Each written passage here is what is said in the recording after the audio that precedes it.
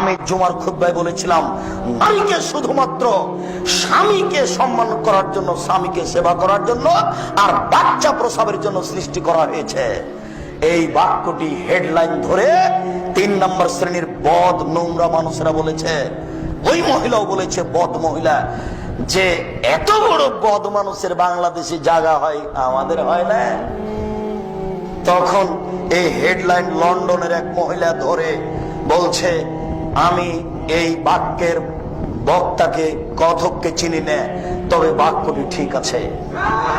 এই নিয়ে ৩-৪ পৃষ্ঠা লেখে নেটে দিয়েছিল, তোমরা অবশ্যই জানো। আমি বলেছিলাম, মহিলাদেরকে স্বামী সেবা এবং বাচ্চা প্রসবের জন্য আল্লাহ সৃষ্টি করেছেন, অন্য কাজের জন্য নয়। অফিস আদালত, কোর্ট কাচারি, শিক্ষা প্রতিষ্ঠান তাদের দিয়ে চালাতে হবে, এই জন্য আল্লাহ সৃষ্টি করেননি, তারা বিপজ্জনক বস্তু। তিনি বলছেন, ও নারী জাতি, তোমরা এমন জাতি যে বুদ্ধিমানের বুদ্ধিকে নষ্ট করতে পারো। দেখো, আমি যেটা বাস্তব বললাম, আল্লাহর নবীও সেটাই বলছে।